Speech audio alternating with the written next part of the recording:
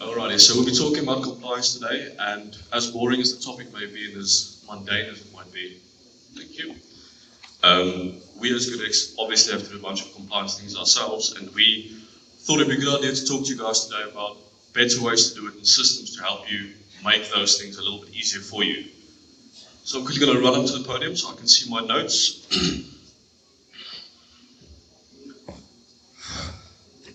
Sorry, I just want to be able to see my presenter notes, please. Thank you.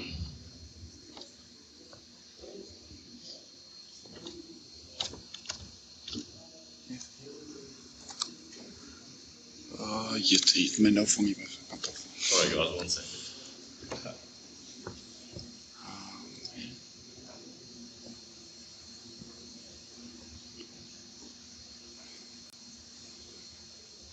Okay, nee. Yeah. There we go. I can see the notes. Great stuff. You guys can see it as well. Can't see that. Hoe maak ek nou hier You can see all the good stuff. I don't have to read it. This is fun. Kobus, dankie vir die keer. Okay. So, ons moet dit op aparte skerm. Okay, can we do that? Yes, it's just going to take a moment. Alright, just 1 second. Sorry guys. Quick show of hands. Who is practitioners? Who actually is practitioners? Besides you, Tian, there's a practitioner. Alrighty, the rest of you, do you guys work in medical practices, or who am I talking to here today? What do you do, sir? You're a GP. And you, ma'am? Clinical manager. Alright, so this is the type of stuff that you have to deal with. Great, we have it for you. If I could just see my notes. I want to be able to see my notes. What do you ladies do? You guys work in labs, so you enjoy Tian's talk, eh? Awesome stuff. And you, sir? GP. Nope. Oh, you're winning. Trying. Join. Yes, apply. Jy sit sorry, ek het rarig van kant op. Nee, no worries.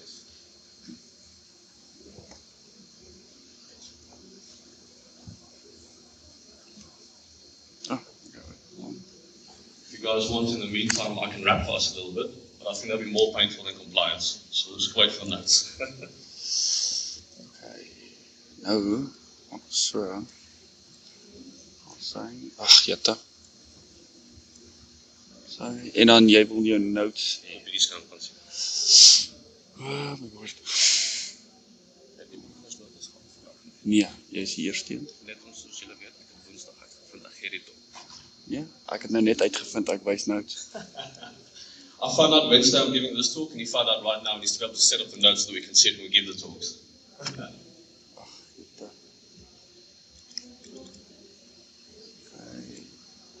Is hy? Oh, sy. Here we go. Awesome stuff, thank you. I click this to go to the next one. Yes, it does. Awesome stuff. Alrighty, so the compliance landscape in South Africa and in the healthcare industry is constantly changing and it's ever evolving. And today we want to emphasize that the key takeaway is, of course, compliance typically looks like something where you're simply filling in tick boxes and just checking lists. But most importantly, you need to be able to prove your compliance. That is where the key lies, being able to prove that you're compliant to the regulators. Alrighty, so there are lots of compliance acts that you guys I'm sure are aware of, like the Companies Act, Registration, Documents, Audits, POPIA, the Protection of Personal Information Act, the National Health Act, HPCSA guidelines, and the Labour Law, etc., etc.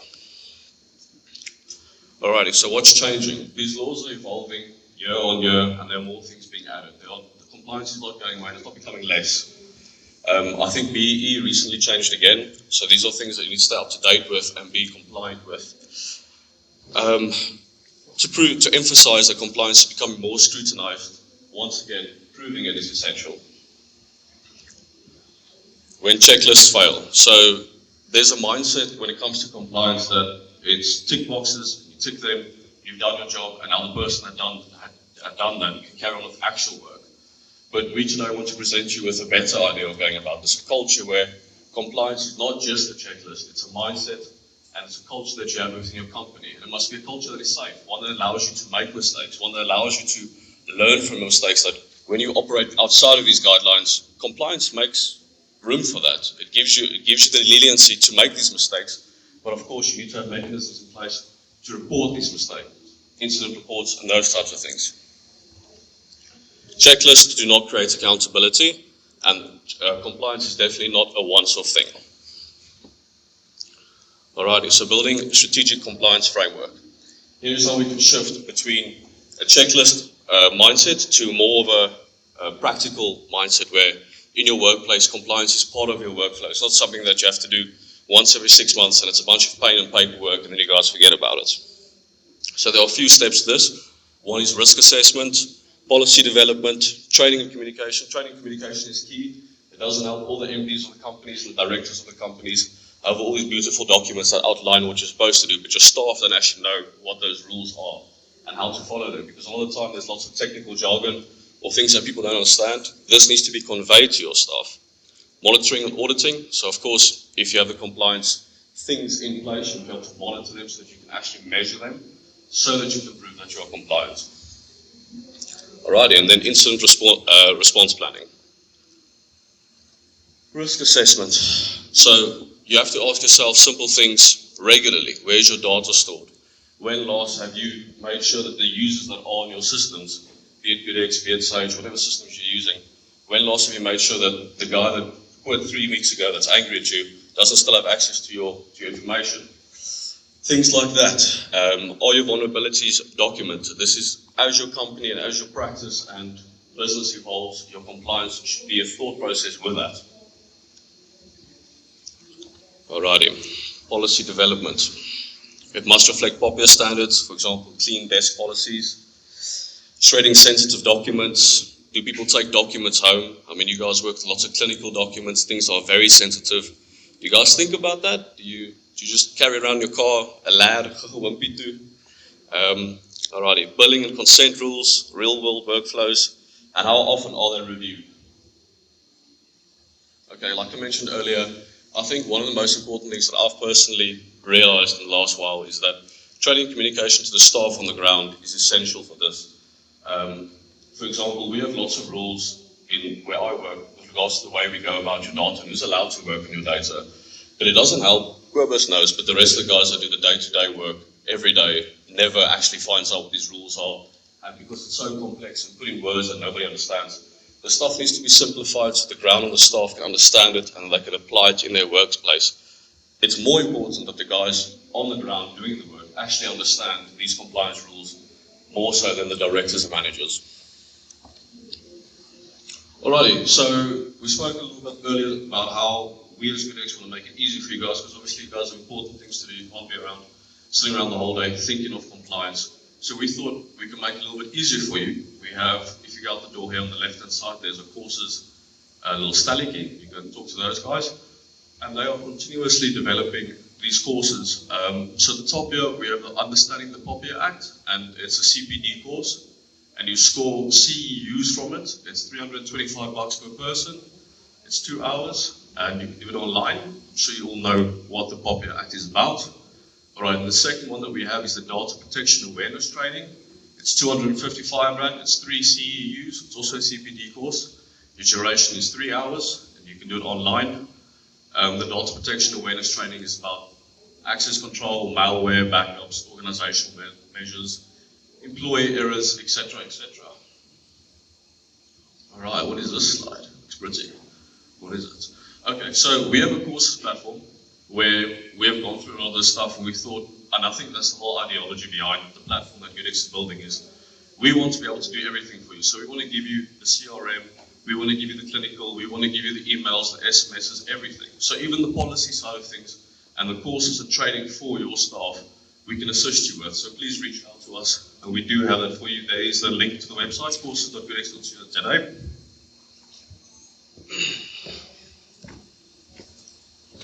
Alrighty, like I mentioned earlier, monitoring and auditing is important. How often do you guys comply to these? Of course, different compliance measures require different intervals for tracking and for metrics, but things like logs, access, errors, and it's important to encourage continuous improvement. Compliance is something that, to me, it feels like you don't tick all the boxes and get it right. You're constantly improving and doing a little bit more, a little better every time you go through an audit. And it's uncomfortable and it's not lacking, but it's something we might have to do. Alrighty. Incident response planning. This is important, and it's not in the traditional sense like the image represents, but rather when things go wrong within your practice in terms of a workflow perspective or documentation or compliance, how do you go about that to respond to that incident? So I think the first thing is that you must embed a culture in your practice or in your wherever you work that it's okay to make mistakes. I think rather have people admit they're making mistakes and that you know it and that you can address it and figure out ways to do it better than to be very strict and want to fight somebody every time they make a mistake, because we're humans, we're going to make these mistakes, especially with compliance, because a lot of it, let's be honest, is mocking. All right. Okay, so for example, the POPIA. If a POPIA breach takes place, you have 72 hours to report that incident. Do you guys do that? Do you have a workflow? Do you have a SOP in order to actually follow out that? Do you guys know what you must do when that happens? And of course, you must be able to report what data has been lost. You have that information. Alrighty, so in this world today, it's imperative that a person keeps up with the trends of technology. And we no longer live in the 80s where you need 3 ladies with a table full of paperwork that does your compliance. We have tools and systems online that can make it easy for people to do this without having to spend copious amounts of time. You are doctors and practitioners and managers, etc., etc. You must be doing that type of work. Compliance must be a side gig, but it's embedded in the workflow. Alrighty, so for example, keeping internal records of your personnel on a platform that is secure, that is safe, that's backed up, copy compliance tools, digital patient records, etc., etc. Alrighty, so along with, as you guys have seen, GoodX is paperless. The ideology is that compliance is also paperless, and these solutions all should be paperless and integrate with one another. So yeah, there's just a little reminder of the GoodX stuff that we do. Alrighty.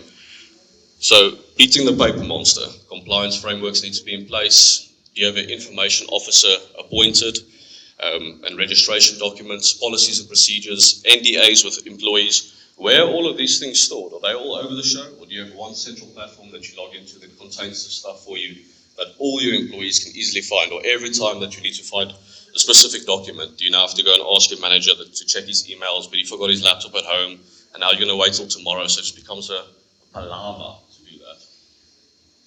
Alrighty. So,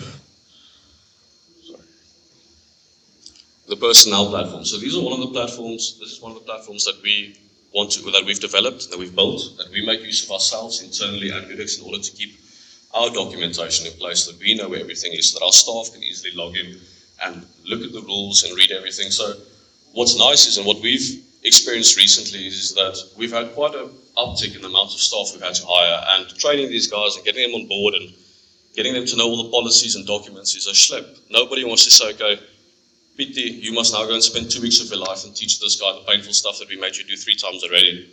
Just log in, there's pretty little slides, click and learn, nice things that you can literally give someone a seat and say, for 2 weeks, I want to talk to you. Go through all of our documentation that's kept up to date, that's nice, that everybody has one source of truth, looks at and knows and gets to know. So please, if you guys do feel that you have a need for better compliance or for something of this kind, a system that can help you with this, the Stalik is just outside. Please go and chat to our guys. Alrighty, like we said earlier, compliance is not a checklist that we do once every year and then everybody says, shop, we're good, we can go home. It's a culture, it's something that you need to keep in the back of your mind. It's something that with every workflow that you're doing, with every action that you're carrying out, especially when working with sensitive things like clinical information or patient data, to have it in the back of your mind. It's imperative that your staff form part of this and that they think like that as well. Alrighty. Okay, so what does compliance success look like? I don't know if there's such a thing as success in compliance. You're always doing it and you're always trying to do it better, and there's always been things added, but there are a few metrics that we can talk about, and that's easy access to documentation, to policies and SOPs. Like the website I showed you guys earlier, your staff needs to be able to access that easily. Training completion rates. When you ask your staff to fill in documents like the POPI Act, how difficult is it to get 200 guys to do something like that? It's a pain. If you have a system that monitors this for you and does it for you, one person can carry that task out. You don't need to every day send a reminder email to Sunny for the 9th time in a day has ignored you.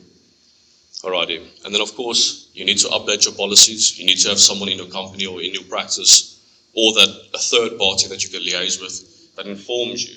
You guys work in the medical industry. You should be doing medical. My opinion is that you shouldn't be worrying about compliance, so there should be someone handling that for you.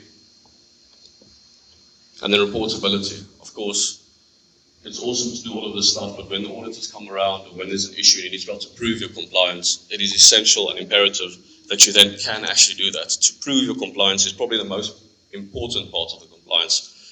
So if you're doing a paper trail and you're doing emails and you're doing things all over the show, it's going to be extremely difficult in a year's time from now to remember everything that you guys have discussed. That's why centralized systems that can help you guys with this is the answer there. Alrighty. So, evolve from checklist to culture.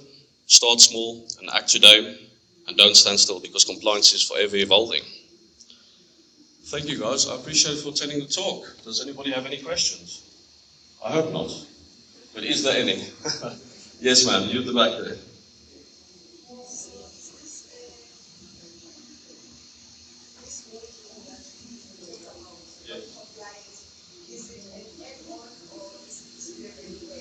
That's a good question. Okay, so the lady's asking, is that website we spoke about earlier, is it an add-on or is it a separate thing? So it's a separate website, but of course it's with the same guy. So it's still GoodX as your contact point for this, but it's a separate instance or a separate website that we then run and maintain for you guys.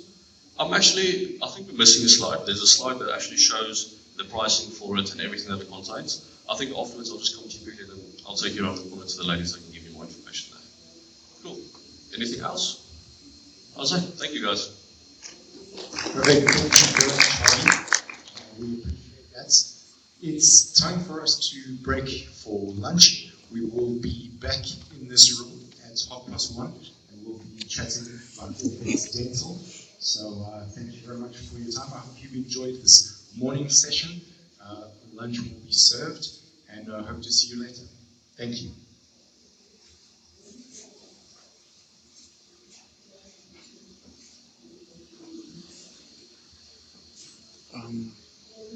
I think when most of the people leave, there's now lunchtime now, so we can put the monitor off and I can fix what I did here.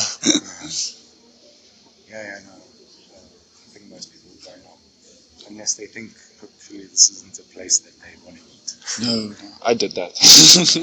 Me too.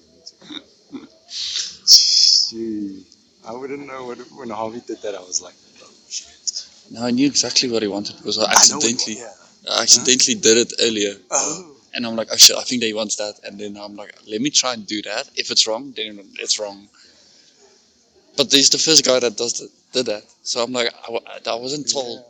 Like, it makes it more professional because that keeps the presentation and I can do all the background stuff here, which I like much more. But they told me just duplicate the screens. I'm like, mirror the screen. I'm like, oh, that's going to be a tough one to, in the background, just do something quickly.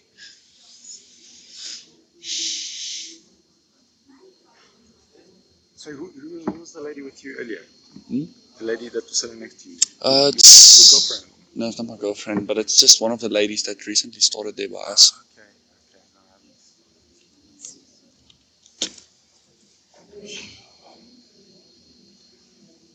Oh.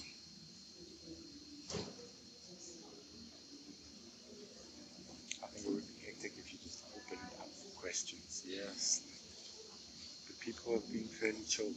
Mm. They're not chilled on the phone though. No.